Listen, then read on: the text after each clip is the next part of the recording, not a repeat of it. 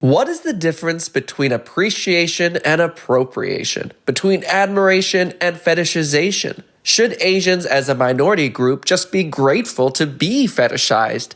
And while we're not blaming Kpop, is the continued international success of Kpop indirectly fueling Asian fetishization? We'll be discussing all that and more on today's episode of Borderline Inappropriate with Merle and Aria and Joelle Park. Hello. Thanks for having me. Well, thank you for being here. We really appreciate it. We're excited for you to be here for what should be a very, I think a very enlightening episode. Hopefully, there isn't too much backlash, and if so, you'll get some of it with us. Oh my God! What a cute proposition. Share the trauma. Effort. It's a group effort. Yeah, I think today's conversation is a really important one to have, and so all jokes aside, I'm glad that you're here to share. Not just your knowledge and experiences, but also Joelle, if you don't know, is a very talented creator, a YouTuber herself as well. So make sure to check out her channel. It'll be linked down below. You are holding BuzzFeed up on your shoulders. Yes. I think many people would resent to hear you say that. I've been there under 1 year. Well, that goes to show. You've done a lot in a year. Yeah, so please do check out Joelle if you haven't already. But obviously Joelle is a fellow Asian like myself. But also you're also very well versed in the K-pop space, both as a fan and in your content. I mean, you do a lot of content around K-pop, I guess, diets and work. I saw the workout one recently too. Working out. We try. Either way, we're excited to have you here for this conversation. If you're new here on this podcast, we like to talk about, taboo topics, to have conversations that hopefully, add to the overall discourse around these little topics, and sometimes they can get a little borderline inappropriate, I guess. But they're important to have. Thank you, Joelle. Someone appreciates it. I do want to start this by saying that today's topic is a very nuanced one. We are talking about fetishization today, specifically of Asian Americans. Yeah, very fun episode. But yeah, it is a nuanced one. And so, I don't know, we should throw any disclaimers out first. Do you want to go first, Joelle? List them all. I think it's pretty obvious that we are speaking from personal experience. At least I am speaking from personal experience. I do not have a degree in Asian or Asian American studies, but like Aria said, I'm a content creator. I make a lot of content in the K-pop space, and I'm also Chinese Korean American. So know that this is coming just from one person's experience, and I hope that it can be something that opens new conversations, maybe topics that you can talk about with your friends. But I wish you're an expert, but I'm not. But I'm excited to learn from Merle and Aria about their experiences as well, and read all your comments. Ooh, so fun. I'm excited to hear about Merle's experiences as an Asian American as well. I was literally just gonna say her experience in an interracial relationship, and also like perspective on like fetishization in general of different cultures. Because I feel like, Asians are hot right now, which is why I think it makes sense to talk about it, because it's been a really distinct change culturally recently. But fetishization's been going on as long as humanity has been around, I'm sure. So yeah, absolutely. That's all very well said. I have no other disclaimers really. I think Joelle covered it really well there. The only other thing I would add is that when we do talk about the topic of K-pop, I have been burned in the past by a select group of K-pop fans. So I want to make it very clear that, in no way are we attacking K-pop groups, idols, the fandom at large. When we talk about fetishization as it pertains to K-pop, we're talking about a select group of people that may veer more towards the icky side of fetishization as opposed to, admiration and appreciation for these performers, which is, of course, great. Love, support your favorite K-pop stars, your favorite groups. Let's just not fetishize people. Yeah. And as a K-pop stan, I hope that we can all acknowledge that we should be open to hearing other people's perspectives and be able to be critical of an industry that has both good and bad, just like Hollywood, just like every other industry. So be nice on the internet, especially. And I'm just here to represent the whites and, the whites and our role in this whole thing. Because to be fair, I do think there is something to be said for, at least Western pop culture is heavily dictated by a bunch of white people. So, I can speak very easily into like my upbringing and lack of diversity growing up and how that may or may not have led to my own preconceived notions or people, friends I know's preconceived notions. So as we tend to do on these episodes, we like to talk about why the topic is taboo to discuss. And so I guess for you, Joelle, why would you think that just talking about the fetishization of Asian of Asians, I guess. Why would you say it's a taboo topic for us to even be broaching? I think it can be really hard to broach the subject of Asian fetishization because on the internet, so much of it is honestly lumped into like 6-second TikToks and like really brief generalizations about groups of people and about how people's behavior in one area of life like may indicate a lot more about who they are as a person and their values. It's really easy to make a lot of criticism about people who are, for example, Kpop fans that are not of an Asian ethnicity and being like, that's fetishization, or like the way that you're talking about this group of people is inappropriate without providing a healthy means of doing so, I guess. So I feel like there just comes a lot of criticism, a lot of like arrogance and ignorance, and not a lot of grace, I suppose, for people to learn why, maybe the way that I'm talking about this group of people is incorrect. What is the right way for me to do that? How do I actually appreciate this sort of thing and also be true and honest to my feelings? As is with the internet, there just isn't room for a lot of nuance, and people are so afraid of being characterized as like a Koreaboo or as having an Asian fetish that rather than like really thinking critically about their own behavior and how they perceive the world, they're just hiding. And to me, that's not really like a solution of learning how to like overcome these differences and like gain an appreciation for different cultures. It just like leads to concealed fetishization or concealed generalization about groups of people. What's a Koreaboo? Oh, so a Koreaboo is kind of a slang term for someone who has an obsession with Korean culture. It generally has a negative connotation of someone who, at least from my understanding, has much more of like a consumerist mentality of the culture. Like, this is here as something for me to enjoy, capitalize off of, like have, it's trendy, like sexualize. Yeah. And to some degree, occasionally, oftentimes, it doesn't necessarily indicate like a deep knowledge or appreciation of the culture, the history, the nuance, and like the good and bad, I would say. Is it like a weeb? Yeah, I think it is same word stem. I don't know. I don't know the etymology, I guess, but I believe that it does stem from the term weeboo, which is, and I might be mistaken this, is that specifically for Japanese culture or just Asian culture in general, weeboos, like that? Because that's the older term, I guess. I've only heard it in the context of Japanese culture. That might be exactly just that. It could be for, a lot of other people just lumped all Asian cultures together anyway. So like, I don't know, some people might not know the difference. I'm always amazed at how you're all able to articulate your thoughts so well, because I just tend to ramble. So that was very well said. Maybe I'm just really traumatized from my experience, but my experience with being attacked by those K-pop fans. Not because I was like particularly fetishized, but in the sense that I'm once again going back to the disclaimer I was making. I think it's also taboo to talk about this because when I've broached this topic in the past, I'm going to speak specifically to an instance on my Discord server. This happened a while ago. This was a wild drama, but basically there was a conversation going on about fetishization, actually specifically about fetishization of Asian men and sometimes how it may pertain to K-pop. And the thing is, like, they meant well. They were on the server probably because of my relationship with Merle. So they were in also Asian male, white, female relationships. So they were the white women in those relationships dating Asian men.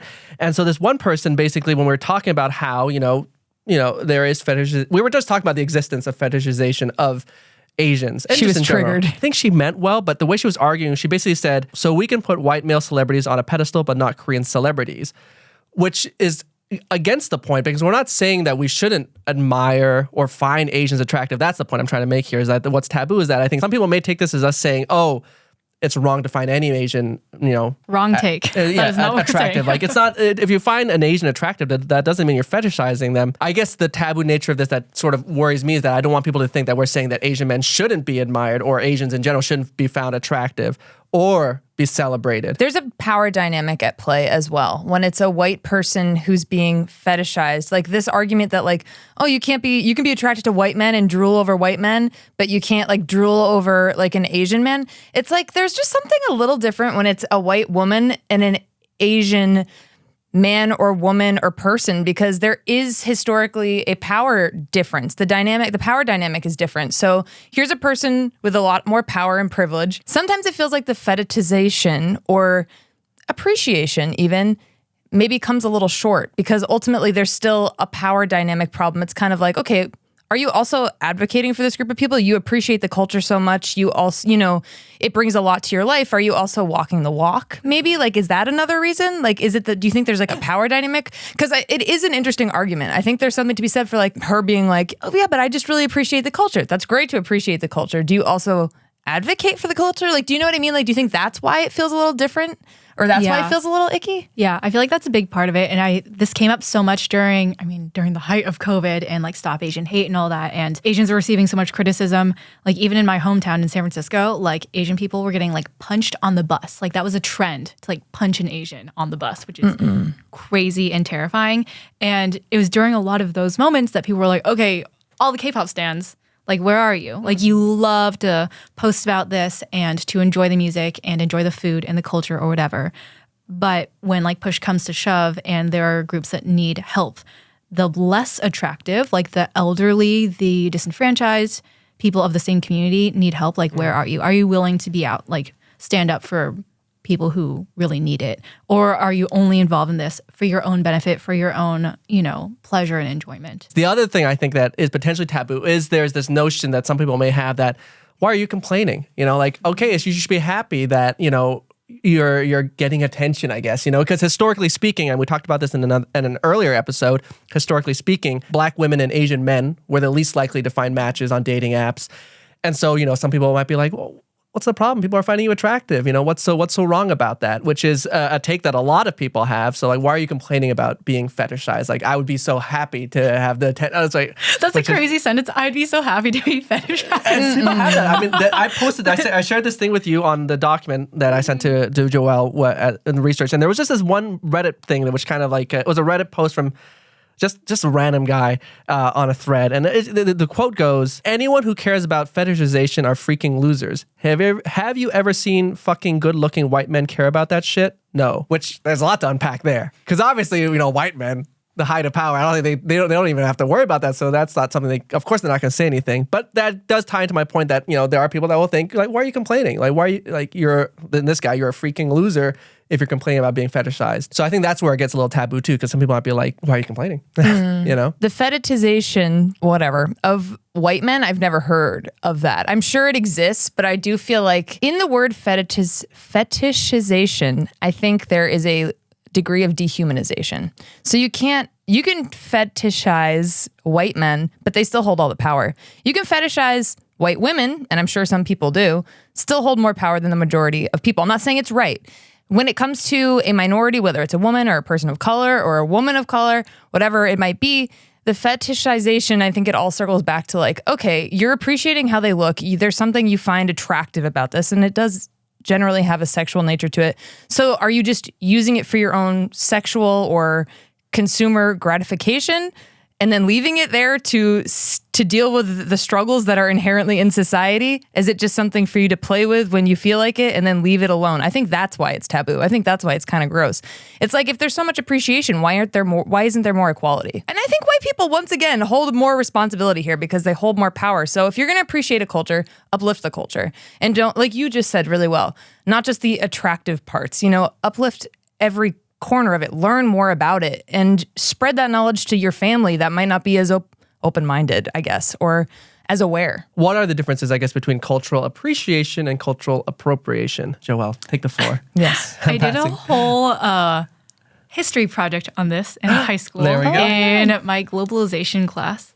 Dr. Hong, if you're out there, love you. But it was really interesting. Obviously, we were just like 18-year-olds. We were trying to figure this out because a lot of what we were observing was appropriation in fashion, and particularly with especially like Native American designs and like Asian designs, textiles, and that sort of thing. I guess the biggest takeaway we found was kind of exactly what we were talking about, how like when there's a consumerist culture of people profiting off another group of people that's been oppressed, that's been disenfranchised, and those people that are profiting are also not the ones to be there to defend them and like champion them in other areas. It's just another form of oppression, to exercise this dominance and being able to take exclusively without giving anything. And we're kind of talking like much more like we're larger terms like in the commercial world and fashion industry and that sort of thing. But I think, on a personal level, a lot of it can come from someone's own, experience with the culture, like genuinely learning and like educating themselves about the culture, about the history, being able to make space for the nuance in a culture as well. A lot of that will just manifest, I think, in our personal relationships, in like, what we spend our time on. So I think people are always really afraid of being like, oh, am I appropriating? And I think like it's a much more productive question to ask, like, if I love and appreciate this culture so much, how can I also like give something back in return? That's like the way that it makes sense in my brain to be able to be like, it is a give and take. It's a relationship rather than like, a source of pleasure for myself exclusively, I don't know if that made sense. This reminds me, when I was, I want to say 24 or something like that, my ex and I went to visit his sister who worked for a nonprofit, like helping to help people in Uganda start small businesses. We went to visit her and spent time there, like 3 weeks in Uganda. My ex actually like helped to start a nonprofit to bring sports to like one of the local villages that we were in. So like there was positive change that was happening, but it still immediately felt like, I'm a white person like visiting this place. And one of the things I noticed was like how beautiful the textiles are, how beautiful the fabric is. And the sister of my ex was like, well, there's a tailor that I go to. So we had clothes made that were perfectly fitted with like some of the textiles. When I actually got them commissioned to be made, I thought it was a celebration of how beautiful these things were. But then as I got older and I kind of like thought about it, we gave business to somebody who lives there. This is what they do for a living. But to be a white person wearing the Ugandan fabric, I don't know. I just felt like a fucking loser, honestly. So I was like, no, because I was like, maybe this is just not actually that cool of me to do. I don't know. I know. It's stuff like that I totally feel that, because I think that a lot of people have like similar experiences, but it also makes me kind of sad because I do think like in an ideal world, there would be a time where people can appreciate and celebrate like the clothing and like elements of other people's cultures without like the layered, honestly, like a lot of fear of public perception, and like the need to defend your ability to wear it and be like, no, I swear, like I wanted to give business to this company or whatever.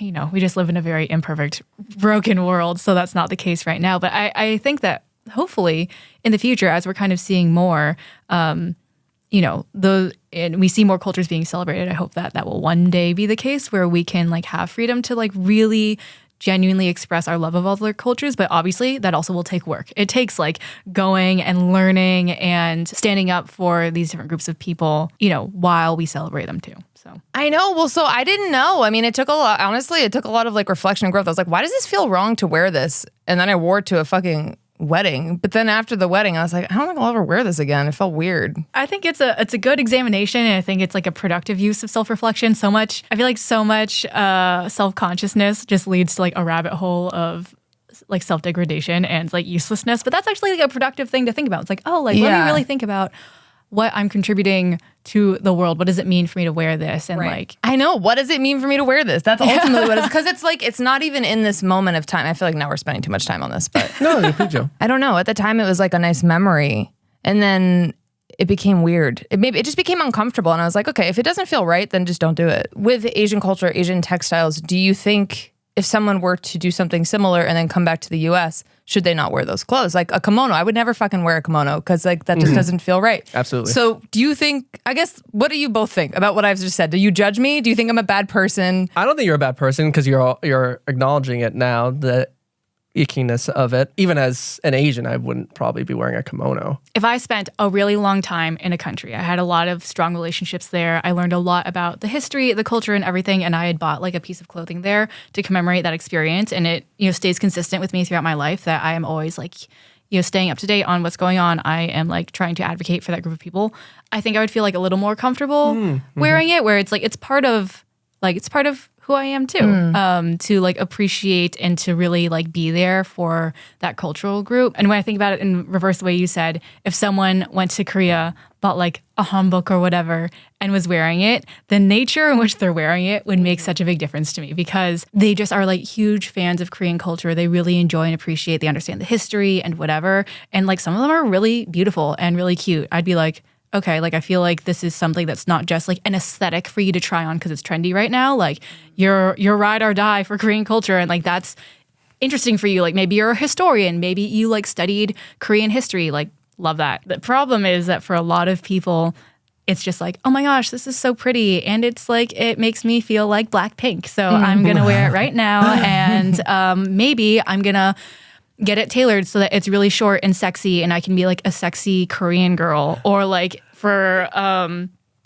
kimonos, like a lot of freaky geisha kimono Halloween costumes or whatever. Like that's like a thing that people do in the US, unfortunately. And that just happens all the time where I'm like, oh gosh. Like there's definitely brands that have made like hypersexualized versions of like the like Chinese like cheongsam, like the, I don't even know if I'm saying that right. I'm a bad Chinese girl. But like of the style and neckline of like traditional Chinese gowns, but really tight, really short. And it's, you know, I don't want to call it the brand, but it always made me feel super weird because it leans into another topic of today of like the fetishization of Asian girls in particular and how like Asian aesthetics are tied to like sexuality in a weird way. That makes me not happy at all. Like anytime I see one of those, I roll my eyes so hard. And celebrities, a lot of music artists do that often. Like in the past like few years, I've seen stuff like that, and I'm like, "Oh, you didn't have a PR person maybe say, don't do that." Well, let's make you unhappier and dive into that topic. I think that's a perfect little segue into. Let's talk about the history. I guess or both high level and also personal experience as far as just fetishization of Asian men, Asian women. You want to start? I'm just passing the buck to Joelle all the time because she's just answering things so well.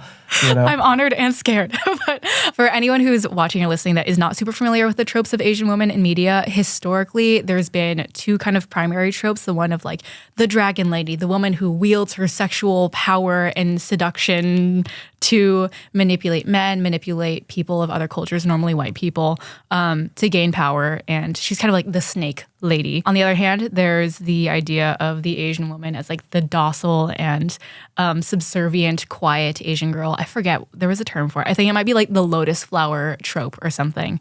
And so Asian women would often be like categorized into both these things and often with like a very sexual undertone. The innocent trope, a lot of it would then end up as like schoolgirl fetishization or like the innocent girl to be ravaged by some man with a lot more experience, which is like so creepy and gross. But those two things have kind of existed for a long time. We've seen that broken down a lot more recently, I would say, with like nuance and like varied experiences. But growing up, that was probably the most pervasive conversation about Asian women in media and pop culture. But how about are we going to go into men or are we going to just keep it on girls for now? We can dive into both, I guess. Yeah, sure. I mean, Asian men, I mean, in media, is the representation has been, I would say for the most part, wholly negative up until somewhat recently. I mean, even when you talk about people like Bruce Lee, who have been viewed in a revered light, like that just lent itself to eventual stereotypes too of like, Asian men, they know kung fu or karate and stuff like that. But then conversely, there has been like long duck dong in, and these like very, portraying Asian men as in their own way also being very weak, submissive men, nerdy, all the stereotypes that we're aware of, and very limited representation in media, in Western media specifically, when it comes to Asian characters, Asian male characters, has always, for the most part, I think has been fairly has been in a pretty negative light, I would say. Very up until somewhat recently, and it's still obviously there's while things have maybe gotten a bit better, there's still a lot more room for improvement on that front. I mean, I think that's probably also what has lent itself to like that lack of representation, or I guess the type of representation for Asian men in media has been what had lent itself to those statistics about Asian men and Black women being the least likely to find matches online or having the least luck dating in the West, I guess. So not a great time. Do you feel like you experienced that level of fetishization or like that affected your social life or relationships with people growing up? Well, I grew up in Asia, right? So that was very different for me. So I mean, I can't speak to the experience of growing up and within the Western world as a teenager. I would say after moving to the US though, in my periods where I had been on dating apps, it's not like I wasn't comparing with friends how many matches they got. So I can't really say if I was feeling I was getting less or more, but I could definitely see to a degree that maybe I could have been getting less matches for sure than, let's say, a white friend, So that was one thing where I could definitely see that being a possibility. But I will say that I definitely have felt the experience of being fetishized. And I mean, even prior to, I guess, being a bit of a somewhat online persona or online figure, I think in my first relationship, this is the one that sticks out to me. And I think it's I would say a fairly textbook example of fetishization. And I don't think even she knew she was doing it at the time, but I remember we were dating. We were each other's first boyfriend, girlfriend, first relationship. And I remember a year or so into the relationship, she said something along the lines of like, if we were ever to break up, I think I only want to date Asian men. I think she meant it in a very... Like a compliment? As a compliment. She was like, it's just something about Asian men. I think she was talking about, I don't know, values and something. I was like, oh. And me being, I was 20, I was like, oh, that's so nice. That's what I saw. I was like, oh, that's a very sweet thing, that I've left such a mark on her. I've left such a positive impression of the Asian population. All Asians. Aria as all Asian men. Yeah. I remember her saying that. That's sort of like, that stuck with me in the back of my head. And then what I do remember is that in the years following our breakup, though, I remember all her subsequent boyfriends, Asian men. It was one after the other. I think it was like 3 or 4 in a row. And I don't know what her relationship status is right now. I'd wager that if she were in a relationship right now, I'm willing to wager that she's with an Asian man. She didn't lie. She didn't lie. She didn't lie. She is true to her word. She's not. She may be a fetishist, but she's not a liar. But yeah, so I guess that was probably the most clear example of me feeling fetishized. And in the moment, I didn't even feel fetishized. Again, in the moment, I felt like, oh, that's a nice thing, to hear. But yeah, I would say that's probably one way that I felt. And honestly, to a degree, if we're talking about like after, being in BuzzFeed videos and having, a small following, I think I could say I see it to an extent, maybe, but not, I wouldn't say so much. So or maybe at least the people in my community, I haven't really felt fetishized to a degree. I have had instances on like my Discord server where we've had people that are maybe following me because of my relationship with Merle. And so like you have, people that are in Asian male, white, female relationships that are on this server in the community. And I love that they're there. But then there are, of course, as with most communities and groups, there's always a couple of, outliers that sort of say wild shit. And I'm not saying this is for all the people in my community or just people in Asian male, white, female relationships, but I'm speaking of just these select people, the white woman in those relationships. Some of the comments they make feel very white saviory. It feel like they're doing, like, they feel like they have to defend their Asia, which, I of course, it's great to have a partner that supports you and your culture, but there's a degree of it which feels a little off, and, there was an instance on my server where we were talking about the fetishization of Asians and these select white women who are either in relationships with Asian men or just big, I guess, proponents of Asian culture. They may have been, I think they were Kpop fans. They were basically taking it as people saying, oh, then we shouldn't uplift Asians because if we do, they took it as people trying to drag Asians. They took it as, well, actually, this will probably be a lot more helpful. There was a Reddit thread that was posted about it by one of these people. About your server. About my server. And this was their perspective, which is entirely like, this is not what happened at all. The title of the Reddit thread is Bad Experience at Discord. My husband is an Asian man, and we are very active in the Stop AAPI hate movement. I just wanted to share a very disturbing experience that I had on Discord. So I was a fan of this YouTuber/BuzzFeed personality, Aria Intavong. He is Lao American. I decided to join his Discord group a month ago thinking he and Merle will understand the struggle of Asian male, white, female couples, but I was very wrong. I realized Aria's Discord is full of racists. Oh.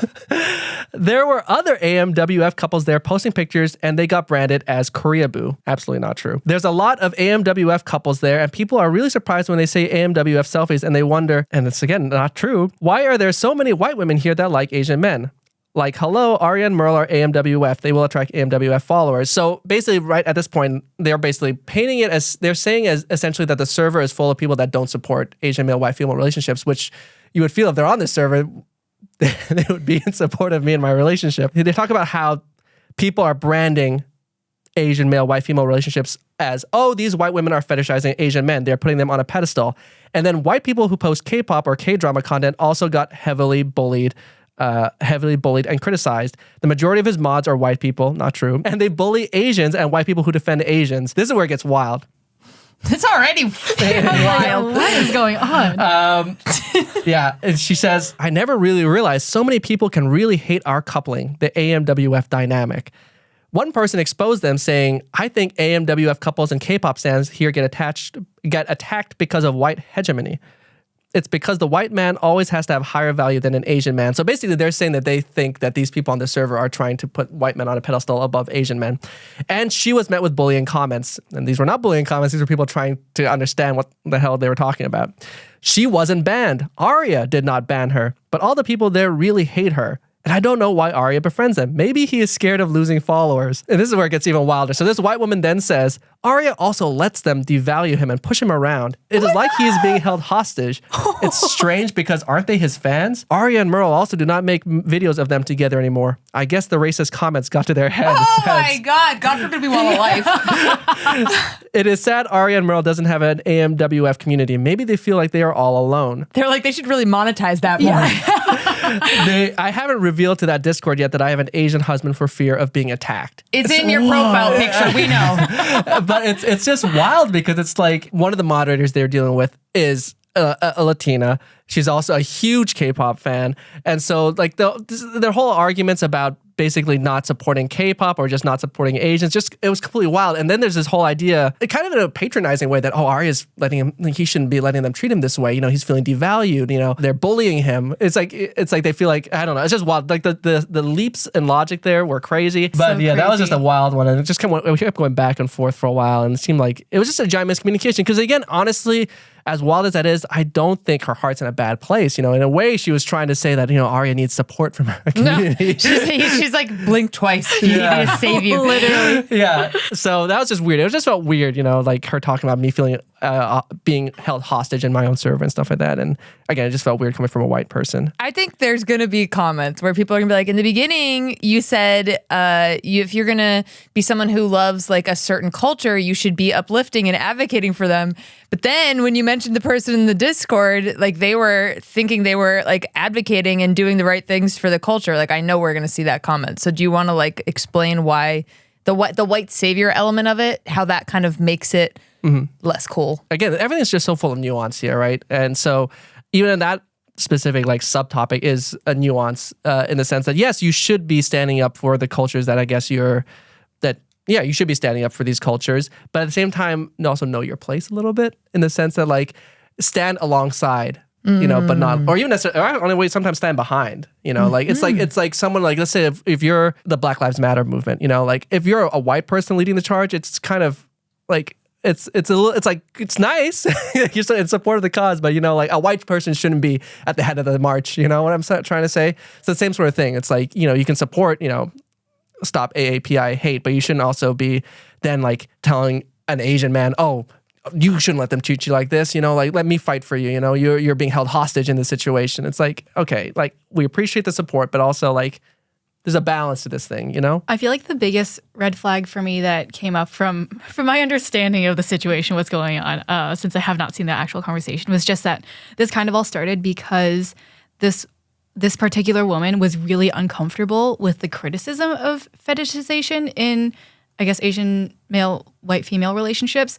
Whereas I feel like as like an ally or whatever language you want to use for someone who really genuinely supports their partner and can advocate for another culture, is that you have to be able to acknowledge the historical and systemic issues at hand and like how you fit within this larger societal framework. And if you're so uncomfortable with criticism of that you have to shut it down, that you have to be like, anyone who criticizes this is racist. Like you are not comfortable just sitting there and being like, yeah, I acknowledge that this can be an unhealthy dynamic, that in the past, like these things can be really icky and impersonal and, unhealthy in a lot of ways. That's freaks me out the most, I think, that I'm like, like you should be able to just know and acknowledge and look for ways to move past rather than being completely dismissive of people saying that there are issues in some of these dynamics. That's really well said. I think that's something that came up in the conversation on the server, was that you can still support this thing, but also acknowledge that there are flaws and historical, there are issues with it. It's like you can be a fan of someone, just someone in general, but also acknowledge, you can be a part of a fandom, for example, but also acknowledge that there are issues with it, or I don't know.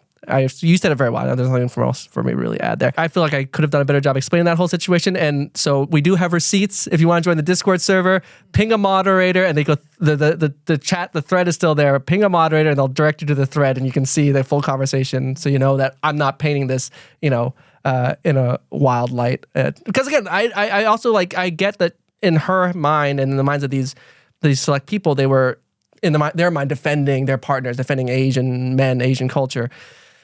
So I don't think they were malicious in it, but anyways. I think probably the person should have been more open and receptive to the feedback they were getting instead of getting defensive, which it can be really easy to get defensive because you're like, I was trying to do a nice thing. You know, any mistake you might make or anything you do that you think is for a good reason, listen to the people who are more directly impacted by your actions instead of trying to defend yourself. I think for me personally, growing up, I felt really lucky to be raised in an area full of a lot of Asian people. I grew up in San Francisco, and that was very intentional on my parents' part to raise me surrounded by a lot of different Asian people. I will say, though, I definitely feel like I fell way more into like the super innocent, like good girl, Asian girl trope that, you know, for better or worse, can cause harmful things. I think anytime someone is stereotyped, and it wasn't even like I necessarily felt like sexualized. I was like in middle school to high school, so it was still pretty early on. It can just be harmful, where I felt like I was not like this strong, powerful person. I was like kind of quiet. Christian girl, played piano. Like I just really wanted to be good, and I think I felt very much like degraded or like demeaned by comments that my classmates would make about that because I happened to be Asian into like doing those things. And definitely like got some interesting comments about that, just the fact that I was good at math or whatever. An interesting part of my experience as an Asian American girl, knowing that Asian women are highly fetishized, is that because I'm Christian, I'm also celibate, which hold on the podcast episode first of all. Yeah, please come back for that. Yeah. I noticed that affect a lot of my relationships as well, where I think people didn't know that about me and they thought that maybe I would be a good time for whatever reason. And it was like a shock to people to find out that I was not particularly sexual. And that caused a lot of interesting dynamics in my very few romantic encounters with boys. I think one of the most hurtful instances, though, was there was a boy I was dating in high school, and I didn't want to have sex with him, and he started out being totally fine with that, but a few weeks later was just like, I'm like actually not cool with that. I'm a hormonal teenage boy. Like, why are we even dating if you're not going to have sex with me? And then like a week later, I find out from someone else that he like had sex or hooked up with another Asian girl at a party, and I was just like, this is so interesting. He was not Asian. And then I saw later throughout, very limited interaction online after we graduated that he was dating primarily Asian girls, not just Korean or Chinese or whatever, but like Asian girls exclusively for a while. And that just was an interesting observation. I'm not like resentful. I don't want to like immediately label him as like someone who fetishized Asian girls, but it was interesting to be like, oh, like was I simply there to like try to meet a need of his or a desire of his, and when I could no longer do that, then it was like, why is Joelle here? I don't actually care about Joelle. I just want this experience almost. Not participating in hookup culture also saved me from a lot of that in college because I had a lot of friends and family members that received a lot of weird comments from non-Asian men who were Asian girls, like being called a sexy Oriental literally, or just like getting comments about like having a tight pussy or like whatever. And I was like, man, that is craziness. Like that is so crazy that you could be in a very vulnerable position as an Asian woman, hear something like that and be like, well, what the hell do I do? So yeah, it gets wild out there in college for Asian girls. And that's, again, not to say that like every non-Asian guy that's getting with a Asian girl is feeling that way, but it was weird just how common it was in the discourse. And yeah, I'm grateful to have not necessarily been on the receiving end of that necessarily a ton because of just removing myself from that experience. But I also know that a lot of my removal from being perceived sexually comes from my fear of being hypersexualized, where I'm like, I know this is something that easily happens to girls who look like me. So I'm going to put a lot of distance between, that trope and myself, which is also realistically not that healthy. I shouldn't feel the need where I have to make myself like less sexual or like desexualize myself out of my safety. But that is something that I think about where I'm like, ooh, I really hope that the men around here are not perceiving me in that way because I will not feel safe and do not feel safe. Just an added layer to the joys of being a woman. Oh, That's yes. just like another level and degree of objectification and stereotypes. Yeah, it's crazy. One other criticism I see often of Asian girls is Asian girls that say, I would never date an Asian dude, or like I would never date X ethnicity. And that's a lot of criticism that people receive kind of on the other end that, yes, we want to fight Asian fetishization, but also Asian girls take it upon themselves on the internet to be like, you don't know the first thing about Korean men. They're all misogynistic. They're all horrible, blah, blah, blah, which is, again, just, sweeping generalizations.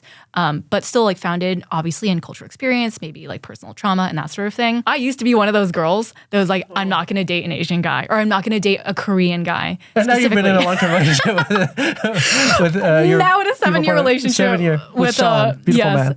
Sean, my boyfriend, who is fully Korean. So I very much understand that. And I think that there is a lot of rightful criticism in saying that you will or will not date someone of a specific culture. Hard stop. There's just so much variety and individuality in cultures, in people. And it feels so silly to make a generalization like that. But I was guilty. And I will say that I'm really, really grateful for my boyfriend and like my experience in dating people across a variety of ethnic backgrounds, somewhat limited since my boyfriend and I have been together since I was like 19. But I learned so much about my own like internalized racism through dating Sean and realizing all of the assumptions I made about Asian men that were like fueled by trauma and like personal family experiences that were really hurtful, that were not, didn't delegitimize them, but definitely taught me that the way to move forward is not like out of that trauma. Like there is a way to heal from this, and there is a way to like move forward having a healthy relationship with someone who loves me and who I love and happens to also be Korean, so we can share that cultural experience, which is really beautiful and like really fruitful in a lot of ways that I would not have gotten had I not dated a Korean man. So I think that's another interesting discourse I see on the internet a lot, and I think there's a lot of like founding to both of those experiences, but I think it's just important to acknowledge like, oh, is this coming from a healthy place of me, making a good informed decision, or is this coming because I've been hurt a lot and I'm trying to prevent myself from experiencing more pain? I think when I was, and I was actually guilty of that too. I think partially, the internalized racism for sure. I was very guilty of it. I think because I grew up in Asia, I felt a degree of, I wouldn't say resentment, but I felt when I moved to the US, I felt like I wanted to kind of leave that Asianness behind, and I felt maybe because even in the dating space, like going back to the fact that, Asian men have had more trouble in dating, like I got into my first relationship somewhat soon after getting to the US, but I remember many times I tried to like limit being Asian as part of my identity, like just limit it as much as I could, because I felt maybe in some ways it was holding me back, especially when I came to the US trying to be an actor. I thought, like Asian actors have a rough go of it, especially back then. Obviously the improvements we've seen have been more in recent years. But anyway, so I guess to your point, I definitely agree and understand with the internalized racism. And I think to a degree, even after being in Asia, primarily surrounded with Asian women, when I came to the US, I remember also saying like, I'm not going to date Asian women out here. Or I didn't say it outwardly, but I wasn't really thinking, I wasn't pursuing Asian women. I was like, so I get what you're saying essentially as well. And so I guess we now can segue into one of the more taboo questions. Well, this whole thing's been taboo, but this one's particularly one that I will choose my words carefully.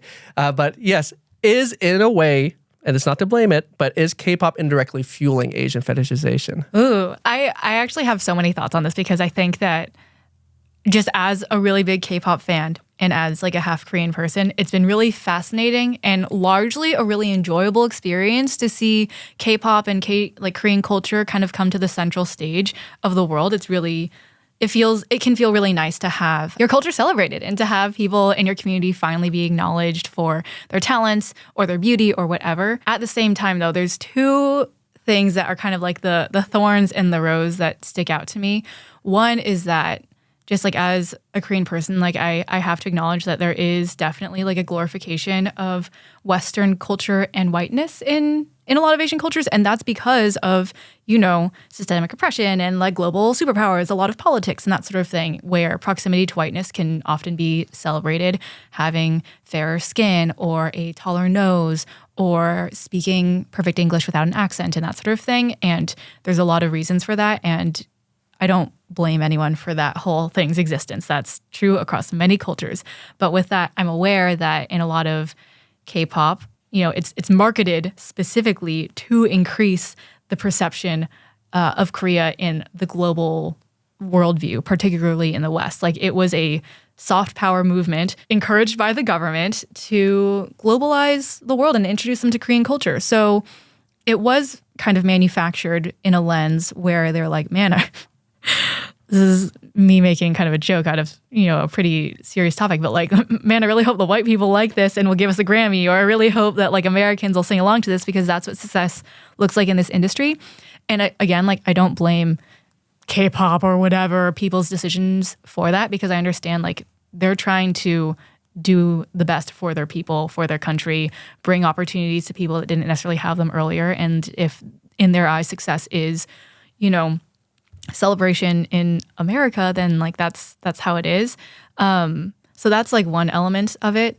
And the other side of it, of like how I feel like it's experienced then by Asian Americans nowadays, is that yes, it's been super amazing in, celebrating Asian beauty and, particularly in like body image and that sort of thing. Being now seen as desirable as an Asian girl is like very new to me. I think I, for a long time, felt like it was something I had to compensate for.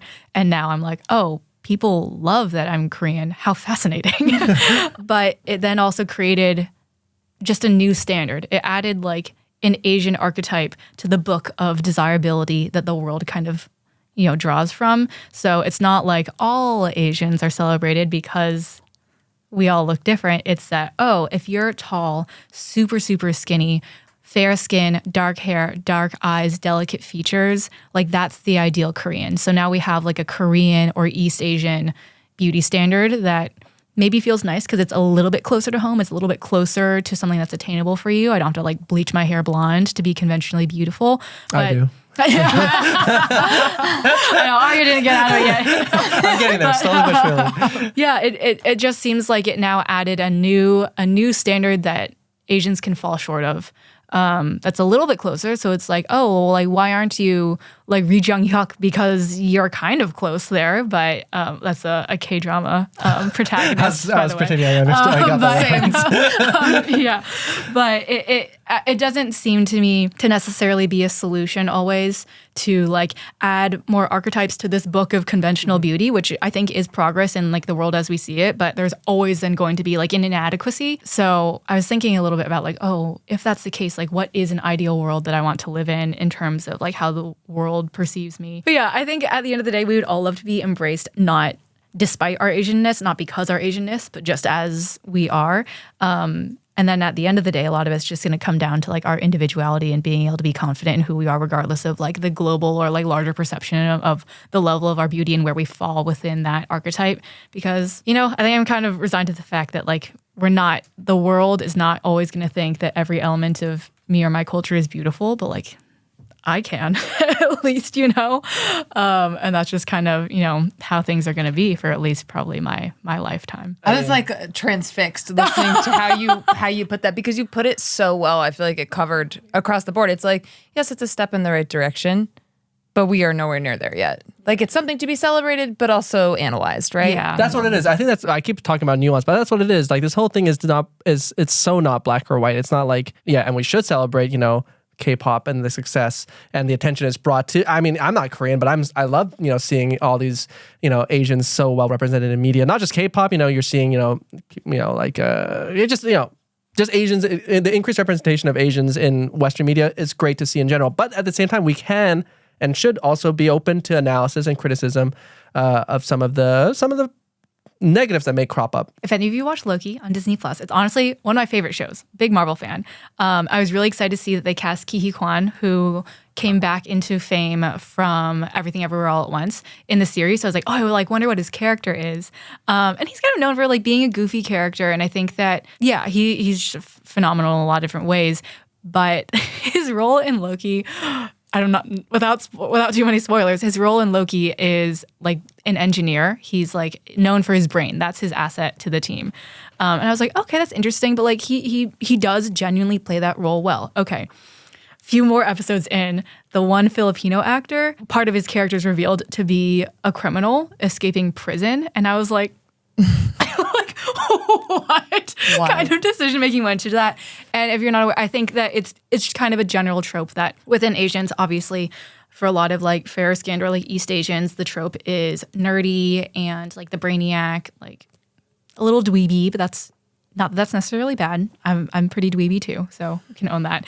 But also for darker skinned Asians and like Filipino communities and that sort of thing, a common trope in popular media is like the darker skin, like maybe less educated, maybe lazy, maybe, breaking the law in certain ways. And I was just really shocked to see that trope perpetuated negatively in a show in 2023, especially when Ke Huy Quan, in particular as an actor, like has a really interesting story of how like of overcoming tropes and stereotypes and adversity in Hollywood, and how he's been really trying to expand the worldview of people in like how they perceive Asians. If you want a different show on Disney Plus, I think did a really good job was American Born Chinese. And I love Ke Huy Quan's character in that because it does dive into like the nuance of perception of Asians and how it impacts us in our daily lives and also how we move past it. So it's not like I blame Disney. Hire me at some point, please.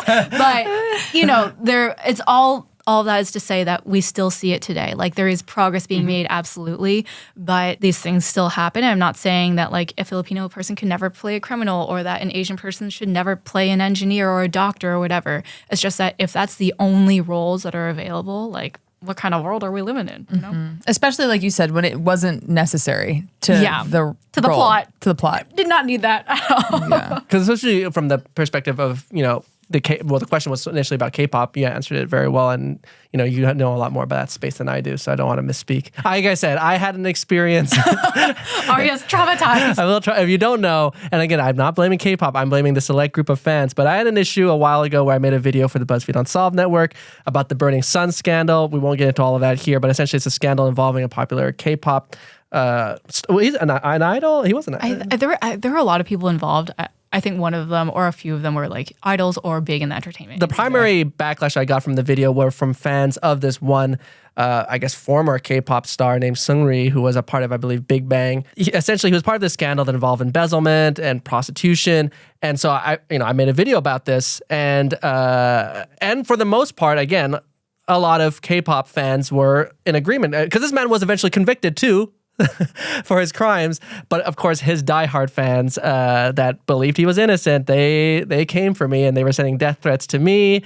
I think it's like I've received backlash in the past, just that's the nature of a lot of the content I make, so I understand that, and so I was used to it. But I did feel bad, and I was telling Joelle this. I felt bad for our research team, who are also credited in the video, and so the research team, they got death threats, and like my inbox is just filled of the same message over and over again where they're saying, oh, he's pulled this video, if not he's gonna sue you, for defamation, you guys are going down. Once because at the time he was on trial for his crimes, and so they were saying, oh, once he is found innocent, he's gonna come for you guys for BuzzFeed, so BuzzFeed better pull this down, you guys are in for a world of hurt. I remember, and I appreciated BuzzFeed's legal team being like looking over the facts, looking over the research, and being like, yeah, they have nothing here. And eventually they didn't have anything there because he was eventually convicted of his crimes. So in the end, we were right. But my point is, that's why when it comes to the K-pop space, I always want to make it very clear, because even in that case, I don't think I made it clear enough in that whole or sort of like online eruption that I wasn't saying that K-pop fans were out of hand. I'm saying that specific, not necessarily, you can still, I guess you can be a fan of his, but also acknowledge his crimes. But I'm talking about specifically the fans of his believed he was innocent and were sending death threats. That's where I was like, okay, well, that's why now I'm always like throwing every disclaimer out into the world that I can, that I'm not attacking K-pop or these groups. Because, no death threats for these two, please. You'll still get something, I'm sure. Yeah, at this point, they're kind of fun for me to receive. But no.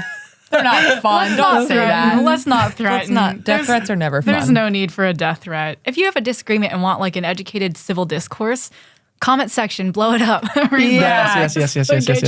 But no, that's why I throw out these disclaimers. Thank you so much. Yeah, thank you so much, Joelle. I think thank you guys for having me. You said you're an unofficial, you didn't get a degree, but that was the most expert interview. Yeah. Oh my gosh, impressive. Oh, I'm so honored. You guys prepared me very well with the articles and the outline. Oh, I mean, that was you. That was I think a lot of. I mean, I didn't know I didn't write that article, that piece for you in what was it in your high school about about cultural appropriation versus appreciation. And thank you for being vulnerable and sharing your own experiences as well. Oh, thank you guys. I really appreciate it. And you guys foster such a good environment for being able to have these conversations. I feel like it is so nice to have a place on the internet which has very little space for nuance, very little space for like discomfort and opening yourself up to criticism. And I feel like you guys handle that so gracefully. So I appreciate it. I have to thank your viewers too for like being there for people to be in process, to be learning, and to be open to like critical thinking. And yeah, it's just really awesome to be here. And for all listeners, I just have to gas up Aria and Merle for just being truly as wonderful in person as they appear online. Like it is not an act. It's not one of those things where you'll meet them in person and be disappointed because I was their fan before I started working at BuzzFeed. And then I came there and started to get to know them and work with them. And they were both like the most wonderful mentors and leaders and, you know, advocates for people to learn and be in a safe environment to learn and become a better producer. So I attribute a lot of my BuzzFeed success to them. And I consider myself very lucky to have been a fan that now gets to sit here and be on the podcast. But yeah, it's truly an honor. Oh, please. That's very nice. I see Merle getting emotional over there. What else is new? But no, truly, like even the word mentor, you're very kind to use that term. You know, you were always just so lovely to just interact with, to work with. And so like all the success you have now, it's all attributed to you. But, you know, like, thank you for giving us a little bit of that, but it was all you. You know, you're always destined for. I remember when Joelle first started making videos at BuzzFeed as a fellow, I thought they'd be crazy not to hire this person. I appreciate that. Like it was just like clear that you were, not to throw shade at your fellows, but you were just clearly very above and beyond. Like you had a great understanding of just like content creation, the space, and everything like that. So and you're brilliant. Like clearly, I can see from listening. Go follow Joelle. Also, where can people find you? I'm on Instagram, TikTok, and YouTube at JoelleOL. That's JoelleOLOL. I make a lot of food, obviously Kpop and just like lifestyle things, but mostly food and eating. So if you eat, come hang out. You should come to one of my vegan food ranking vlog things. We could do a dual thing. That'd be so fun. Oh my gosh, if you're open to vegan food, there's some good vegan food in LA. Absolutely. Better for the environment, you know. And also, I'm always impressed by the consistency of the quality, but also like how regimented you are in getting stuff out. Like we were talking beforehand how she posted a story yesterday promising that she'd get a vlog out this morning, and apparently she got it out. Unreal. It got out. My social life sacrificed for that. Yeah, and that's part of the grind. For the content. Yeah, for the content. But yes, do check her out. Her links will be in the description below. But yeah, thank you so much again, Joelle. And we'll definitely love to have you back in the future. This conversation would not have been even a half as good without your presence here. It would have just been me rambling, trying to figure out how to say half the things. I can't pronounce the title of the episode. You can't figure out the story. So thank goodness for you. Bless you. No. Yeah, thank we'd you love so to have much, you back. Joelle. No, thank you both. Thank you. Bye-bye, everyone. Goodbye, everybody. Bye-bye.